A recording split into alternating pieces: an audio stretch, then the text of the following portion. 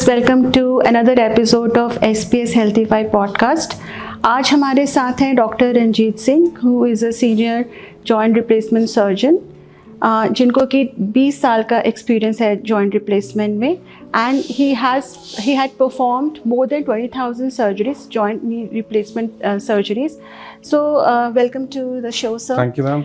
Sir, आज हम बात करेंगे रोबोटिक सर्जरी में, जो कि आजकल बहुत प्रचलन है जॉइंट रिप्लेसमेंट में। नी जो रिप्लेसमेंट है उसमें रोबोटिक सर्जरी का बहुत चर्चा है। सो हम आज जानना चाहेंगे कि ये क्या है जॉइंट रिप्लेसमेंट में, इसका क्या रोल है। जो रोबोटिक सर्जरी आजकल बहुत हमने सुनी है कि जॉइंट रिप्लेसमेंट इससे होती है, तो आप हमें प्लीज़ उसके बारे में कुछ बताएं। Yes ma'am, robotic knee surgery आजकल काफ़ी डिस्कशन में, specially more so in India. Europe में तो it is on a declining face, but yes in India में काफ़ी इसके बारे में लोग पूछ रहे हैं, क्वेरीज आ रही हैं, एंड हॉस्पिटल्स भी बहुत एडवर्टाइज कर रहे हैं। बेसिकली रोबोटिक नी सर्जरी में एक मिसकंसेप्शन जो लोगों के मन में है कि रोबोट ही नी सर्जरी करता है। ये सबसे ज़्यादा जरूरी ये बात है कि जो सर्जरी जो होती है रोबोटिक नी सर्जरी, उसमें नी खोलना, बोन्स को, जो मसल को काटना, बोन्स को काटना, जॉइंट को प्लेस करना, स्टिचेस करना, ये सारा काम सर्जन खुद करता है, रोबोट नहीं करता है। सो रोबोट करता क्या है इसमें? अब ये क्वेश्चन है कि रोबोट का रोल क्या है। रोबोट जब हम बोन्स को कट करते हैं ना नी खोलने के बाद, तो वो बोन्स को कट करने में हमें गाइड करता है कि बोन को इस एंगल में काटे या इतना काटे, या उस चीज़ में वो हमें हेल्प करता है। So that is the only role of robotic knee surgery. जो मैं कहूँगा सिर्फ 10% का जो काम है वो रोबोटिक सर्जरी, उसमें हमें रोबोट हमें उसमें हेल्प करता है। Now the important thing is that कि क्या ये हेल्प जो रोबोट की है, is it beneficial as a whole package और not? That is the $1 billion question. So robotic knee surgery में क्या होता है, हमारा जो नी जॉइंट है, नॉर्मल हम नी को इतना यहाँ से काटते हैं।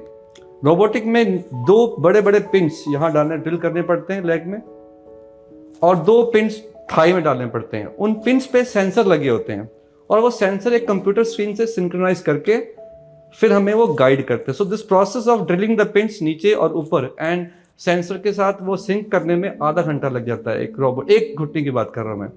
एंड देन एवरी स्टेप में आप उसको क्रॉस चेक करते हैं with the screen, with that robotic screen, and bone cut करने में हमें वो हेल्प करता है, वो जो हेल्प उसकी है। So this whole process takes about 1.5 to 2 hours for one single knee surgery, and to me it is a big cost to pay. इतना टाइम ज़्यादा लगना, जो कि नॉर्मल सर्जरी जो मैं करता हूँ उसमें 20 से 25 मिनट लगते हैं, और ये 1.5 घंटे की सर्जरी। देन वो पिन्स ड्रिल करना, 2 पिन नीचे 2 पिन ऊपर, एक्स्ट्रा कट लगना, नॉर्मल कट से डबल द साइज कट लगना। एंड वो पिन्स जब हम निकालते हैं सर्जरी के बाद, वो जो गड्ढे रह जाते हैं बोन्स में, और किसी को ऑस्टियोपोरोसिस है या जिनकी बोन्स कमज़ोर हैं, जैसे बुजुर्गों में हम अक्सर देखते हैं उनकी बोन्स वीक हैं, अगर वो चलना शुरू करें तो उनका फ्रैक्चर भी हो सकता है ऑपरेशन के बाद, जो कि एक बहुत डेडली कॉम्प्लिकेशन है। एंड वो पिन्स से इन्फेक्शन भी हो सकता है। सो ओवरऑल आप देखोगे कि जो what is the price a person, a patient is paying, double the size of cut, 4 pin drill करना, और एक इन्फेक्शन का इंक्रीज रिस्क, फ्रैक्चर का इंक्रीज रिस्क। ये रिस्क के साथ हम एक छोटी सी हेल्प में मिल रही है, बोन को जो हम कट करते हैं उसमें वो हमें असिस्टेंस मिल रही है। सो रिस्क रिवॉर्ड रेशियो जब देखेंगे तो वो बहुत ही अनफेवरेबल है रोबोटिक की तरफ।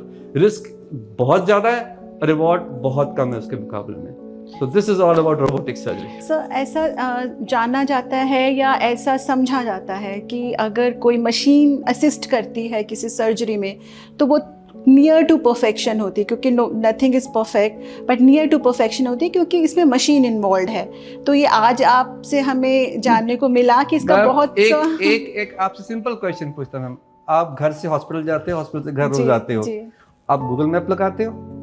नहीं सर, वो हमें पता ही है, एक बार शायद कहीं और जाना हो तो गूगल मैप लगता है। So you got the answers. आपके पास गूगल मैप है, जो कि कम से कम 10-15 साल हो गए आए हुए को, हाई एंड टेक्नोलॉजी गूगल की है। बट अभी हमें अगर हमें घर का रास्ता पता है, अपने ऑफिस से घर का रास्ता, हम कभी गूगल मैप यूज़ नहीं करते, because our human mind is more trained. हमें पता है कहाँ से हमें टर्न करना है, कहाँ पर रोड में खड्डे हैं। So we know much more than what a machine और technology knows. Yes, and as you said, अगर आप किसी न्यू जगह पर जा रहे हैं जहां आपको नहीं है, कुछ आइडिया ही नहीं है, वहां गूगल मैप बहुत इफेक्टिव है। जी जी। So this is the thing. So what will you advise, मतलब whether a person should go for a robotic surgery और जैसे एक नॉर्मल ट्रेडिशनल जो कन्वेंशनल सर्जरी है वो करवानी चाहिए? आपकी क्या एडवाइस है इसमें? We should follow what the world does. आज भी दुनिया में 90% सर्जरी जो हो रही, नी सर्जरी, वो मैनुअल ही हो रही है, नॉन रोबोटिक। हाँ, उसमें मैनुअल में बहुत सी और एडवांसमेंट्स आई हुई हैं जो उन्होंने इस चीज़ों को जो प्रॉब्लम्स थी मैनुअल की, उसको उन्होंने सॉर्ट आउट कर दिया। उसमें से एक टेक्निक का नाम यूज़ करूँगा मैं, वो है ज़ीरो एरर टेक्निक, जो कि मैं यूज़ करता हूँ। उसमें हम क्या करते हैं, जो बोनी कट है वो बहुत छोटा है, हार्डली 3 to 4 इंचेस का कट है, एंड जो मसल कटिंग उसमें होती ही नहीं है, जिसकी वजह से ब्लीडिंग नहीं होएगी, पेशेंट को पेन नहीं होगा, एंड उसके बदौलत क्या है, रिकवरी बहुत फास्ट है। पेशेंट 3 से 4 हफ्ते में बैक टू नॉर्मल हो जाता है। We are using a technique called as Robolens. Robolens क्या है? एक किस्म का लेंस है जो हम पहनते हैं, which has an AI feature in it. तो जो हमें असिस्टेंस चाहिए होती है बोन को कट करने में, जो रोबोटिक्स प्रोवाइड करता है, वो हमें रोबोलेंस प्रोवाइड कर देता है असिस्टेंस। एंड उसमें ना हमें वो आधा घंटा जो टाइम लगता है रोबोट को ड्रिल करके सिंक करने में, वो टाइम बच गया हमारा।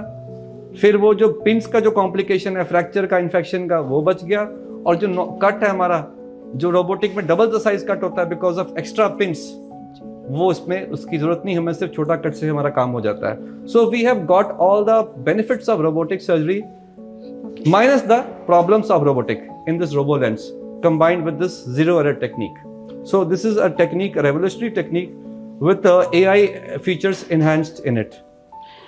जो रोबोलेंस आप कह रहे हैं सर, तो ये आप ही सुपर स्पेशलिटी है आपकी, आप यूज कर रहे हैं कि नॉर्मली जो सर्जन्स हैं? रोबोलेंस जो है, it is available all across the globe. मेरी जो टेक्निक है, जीरो टेक्निक, ये मेरी खुद की टेक्निक है। This only I use a small that cut. Is your super specialty. That is my thing which I use it, and none of the surgeons around this region, they know about this technique. ये technique का जो cut बहुत छोटा होता है, and there is no muscle cutting, no bleeding, so patient को blood transfusion की जरूरत नहीं पड़ती। और इसकी नी मूवमेंट इतनी अच्छी है इसमें कि पेशेंट इजीली चौकड़ी मार के बैठ सकता है, and by 1 month patient is able to climb stairs, ऊपर सीढ़ी चढ़ना उतरना आराम से कर सकता है। तो हमने जीरो टेक्निक को AI के साथ, रोबोलेंस के साथ फ्यूज कर दिया, कंबाइन कर दिया। So normal surgeons Robolens use कर रहे हैं, but they don't have this zero technique advantage with them.